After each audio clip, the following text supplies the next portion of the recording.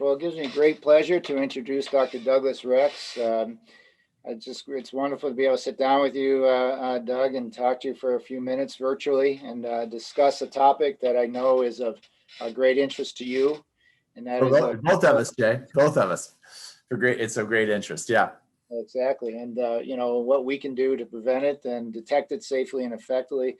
I also just want to congratulate you before we get going as in your upcoming term, serving as the president of the ASGE. So certainly congratulations, great honor and most deserving after all the years of that you've contributed, greatly to our field. So with that, we'd just like to get going. We're here as part of the Value of Colonoscopy campaign and a task force that you're instrumental in getting going. And we're doing a series of these video interviews. And again, I appreciate you taking time out of your busy schedule to sit down with us to go over this important topic.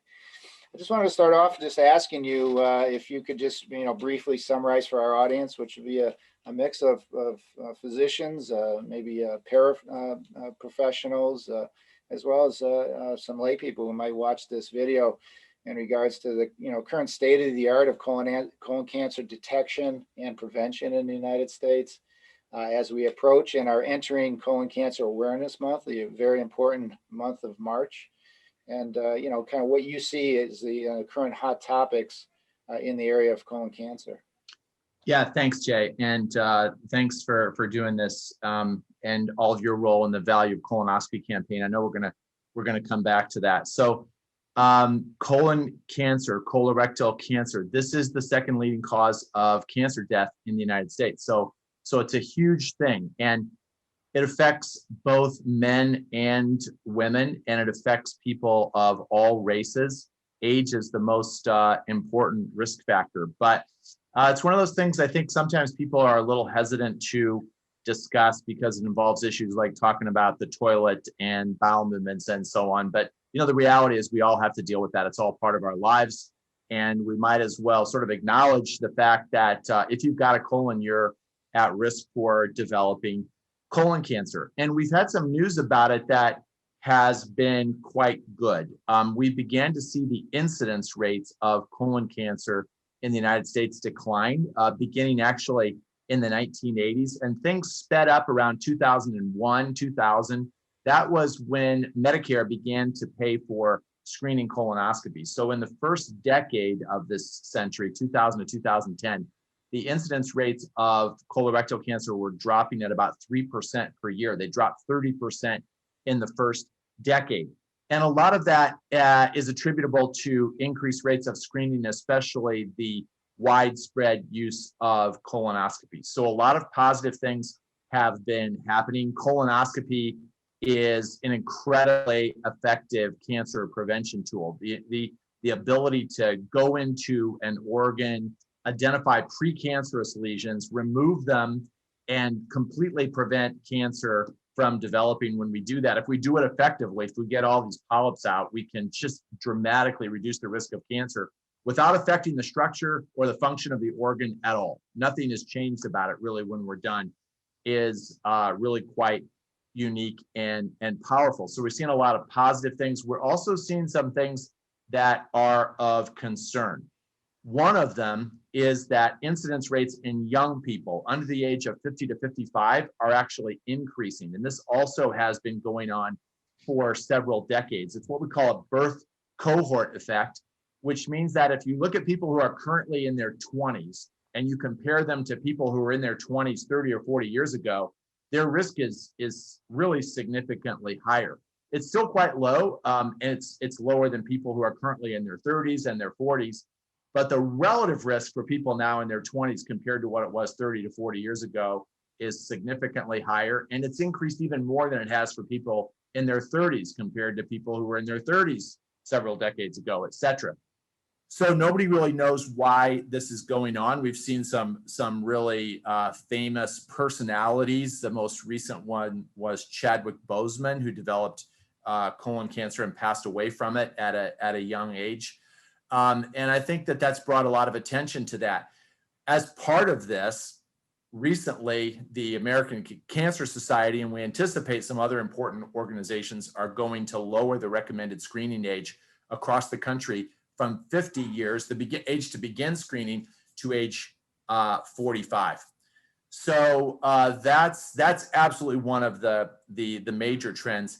I think the other one that's really important is that we seem to have gotten stuck in our rates of adherence to colon cancer screening. We had some increases that were occurring, and then sort of the goal was set that maybe we could get 80% of the country who's eligible to be screened actually screened. Those kind of rates have been achieved for some kinds of cancer. But for this kind, where actually screening is so effective compared to other forms of cancer screening that occur, we're sort of getting stuck around 60, in the low 60s. So there are a lot of people that are not up to date with screening, a lot of people who are eligible to be screened who've never been screened. Screened means getting checked when you have absolutely no symptoms. That's what screening is. It's for people who have never had polyps in their colon, these precancerous growths. It's for people who have never had cancer and who have virtually no symptoms. And one of the most important concepts, especially as we're going into Colorectal Cancer Awareness Month, is being aware means acknowledging that if you have a colon, you're at risk. And if you're hitting the age of 45 and certainly 50, even if you've got no symptoms, it's time to go get screened, and to encourage your family members, your loved ones, your friends who have not been screened to also get screened. So I think those are some of the most important things that we're talking about right now, Jay. Sure. I mean, bringing up the fact that how unique it is in regards to our ability to not only detect colon cancer, but also to prevent it with one, one procedure like this, and is certainly important.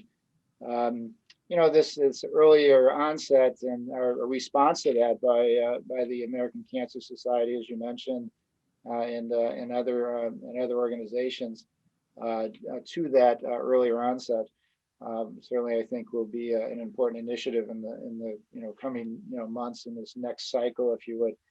Just to, you had mentioned in regards to the impact. One of the things that we're worrying about is or seeing as the impact of this current COVID pandemic and how it's affecting colon cancer screening, maybe incidence, and maybe down the road mortality. Do you have any concerns about the pandemic and how it's affecting some of our efforts?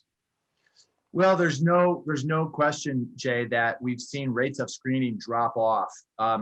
Some of it was kind of, I think, understandable, especially back to the second half of March and April of last year, May, where a lot of endoscopy units around the country were really shut down. We saw rates of colonoscopy drop. When that happens, we're going to diagnose fewer colon cancers. We're going to remove fewer polyps, and that's going to result in more people getting cancer. So we've absolutely seen that.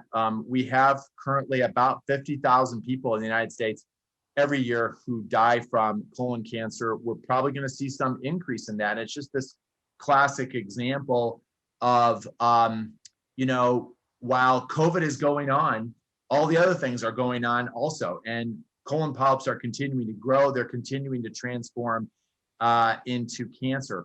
And I think that the public certainly needs to understand that at this stage, if you want to get screened, there are a variety of ways to do it. Colonoscopy is the best method, but there are other ways that you can get screened, including stool tests. These are probably the other most commonly used methods. If that test is positive, the screening process is not over until you've had a colonoscopy. So it's either kind of a two-step method or it's a one-step method. I think some people are concerned about going to the hospital, about going to the endoscopy unit to get a colonoscopy or another medical procedure that they need. And hopefully people are going to get past that because there really is almost no risk to doing it. I think gastroenterologists, endoscopy units around the country have developed incredibly safe mechanisms for bringing patients in for keeping them safe, keeping their staff safe, and the benefits of getting a checkup that you need far outweigh the risks. So hopefully people will be reassured. We'll get back into the swing. Around the country. Endoscopy units, I think, are going, for the most part, not true everywhere, but for the most part, they're going full tilt. You can get a procedure that you need. If you want to get screened by another method, talk to your doctor. Most importantly, talk to your doctor about whether you're due for screening and find a test that you're willing to undergo. Yeah, you mentioned in regards to risk factors, and it's almost you worry that there's almost too much emphasis on whether or not there's a risk factor, meaning that if there's no risk factor, then there's no risk in developing colon cancer.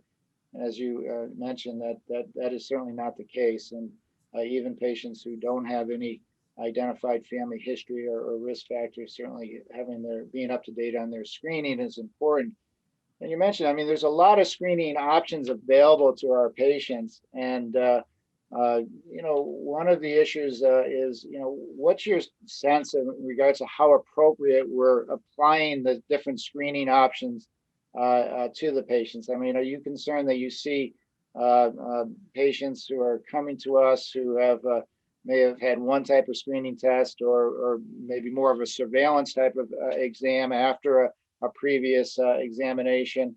Or do you think we're doing a pretty good job at educating not only our primary care colleagues, or as well as the population directly, our patients directly? How do you feel we're doing in that regard? Well, I think, there's a certain amount of people getting a little bit confused about how the tests, should be used. I think it's tricky when we use terms like screening, as you and I use them, and as we talk about to the public. We want to emphasize that the process of screening is for people who don't have any symptoms. There are a group of people that have symptoms. They have rectal bleeding, for example, or they have other colonic type symptoms, like a change in their bowel habit recently, a change in the appearance of their stool. They've developed abdominal pain. So that group is kind of out of the screening group, and those people should really be evaluated by colonoscopy. That's the way that they should go. And then there's another group of people, Jay, that I think you're alluding to, that have had themselves cancer in their colon, or they've had polyps in their colon, precancerous polyps, or they may have some disease that really predisposes them to cancer, like ulcerative colitis or Crohn's. That's kind of a special group. All of that group, we sort of pool into a different category that we call surveillance. And there isn't much data about the use of other tests beyond colonoscopy. So we really encourage that group to get their regular colonoscopies. We do see sometimes these tests, like stool tests for blood, stool tests that are for blood and DNA, used in that population where we don't have much evidence. And we try to encourage that group to stay with their scheduled colonoscopies, stay with the interval that's been recommended to them by their doctor based on what was found, the number of polyps, the size of polyps, whether or not they had cancer. So that's kind of where it gets mixed up. A certain amount of that is bound to happen, but it's important for all of us, primary care doctors and the public, to try and keep it straight as best we can. Sure. And it's an evolving field. We have to stay up to date on some of these evolving recommendations. So it's important that we continue to educate not only ourselves, but our colleagues, and try to educate our patients as much as possible. We've both been, and many of us, involved with the ASGE, which is the predominant gastrointestinal endoscopy society in the United States, and in fact worldwide. And it's been a strong advocate over the years for many issues of practicing gastroenterologists. And I just wanted you to comment in regards to how you see the society, and in regards to this effort in colon cancer screening and helping to increase awareness and education. And particularly what we had started this discussion on is the role of the value of colonoscopy campaign, and how you see that playing an ongoing role going forward. Sure. Well, it's a great topic, Jay, and you've been very involved in our value of colonoscopy campaign. In fact, the whole thing actually was Jay's idea. He's being modest here in describing that, but the ASG has a lot of important roles to play. One of them is just to encourage screening, as we're doing right now. To try to get this 40% of people who haven't had a test. That's our single biggest problem, is unnecessary deaths from people who have not gotten screened. So we want to encourage that. Another important role that we play is to educate our members and other people who do colonoscopy in how to do it well. Colonoscopy it's a pretty sophisticated procedure, actually, in terms of how it can be done in a way that makes it very safe, makes it very comfortable for patients, and most importantly, makes it maximally effective. So that's a big part of our role. And then I think the other thing that we're trying to emphasize in the value of colonoscopy campaign is that we all need to have a kind of a positive perception of colonoscopy. Colonoscopy is absolutely critical to the prevention of colon cancer. We diagnose most of the cancers in the country that we find, especially the early ones and almost all the early ones. And all the prevention that we do is through colonoscopy. And I think sometimes when other tests are promoted for colonoscopy, it's done with sort of the thing of this is a way to avoid colonoscopy. And sometimes it is, especially if the test is negative. And if you do it regularly, for example, if you get a stool test for blood and you go back and you do it every year, that's probably pretty good protection. It's challenging to do. But if your test is positive, then that test has done you virtually no good whatsoever until you've had a colonoscopy. And so we all, I think, need to look at colonoscopy as, although it's, again, it's the kind of this thing of talking about bowel movements and the toilet, and colonoscopy sometimes gets in that area. Comedians tell jokes about colonoscopy, and that's all great. But, we also have to keep in mind that when you need one, you need to go and get one. Colonoscopy, there's a reason why it's the only test that's recommended at 10-year intervals. And there's no other test that's recommended at anything more than 5-year intervals. Some of the tests, the stool tests, are recommended at 1-year or 3-year intervals. There's a reason for it. They're not as good as colonoscopy at detecting precancerous lesions. And Jay, we are probably going to see within the next 5 or 10 years, we're going to see that colonoscopy can actually be recommended probably at even 15-year intervals. We will probably see in our lifetimes colonoscopy get so good that people can have it once or at the most twice in a lifetime. And if it's negative, they'll have a very, very low chance of developing colon cancer. So the value of colonoscopy campaign is really about this. It's about trying to have our primary care physicians and the public understand that colonoscopy is still a very viable way to be screened. It's an excellent alternative. If you're normal, you can put things out of your mind, for 10 years. And it's very cost-effective way to do colorectal cancer screening. And even if you choose another way, don't have a negative attitude about colonoscopy, because you may need one someday. And so that's what it's about. And I want to turn it back to you also, Jay, because you've been very involved in it. And what are some of your thoughts about the directions that we're trying to take with the VOC campaign? Yeah, I mean, well, I just echo what you're saying. I think it's about, making sure that we demystify, colonoscopy in regards to, what it can bring and what it can offer patients. And I think we've done if we go back to the 80s and sort of in what we've done over the last 30 or 40 years, it's been dramatic improvement in just the patients and the population's comfort level in discussing these issues openly. Katie Couric back in the day, that was sort of a really sort of a landmark. You and I both remember the Couric effect after she had her colonoscopy live on TV. So these type of things help to just to bring it into people's awareness and as part of their their health plan to keep themselves healthy. And I do think colonoscopy has that a very unique ability in order to, screen and impact the direction, as you say, without having to otherwise disrupt the organ. I think is a very good way to sort of describe, what we can do at a screening colonoscopy. Just a final thought. So we're just wrapping up our time, and I appreciate your time, but future directions of colon cancer screening. I think you've already alluded a little bit to that as we get better, as our equipment gets better, as we learn, to identify precancerous lesions. But future directions of colon cancer screening, or any other final thoughts you think we should share with our audience before we finish up our discussion tonight.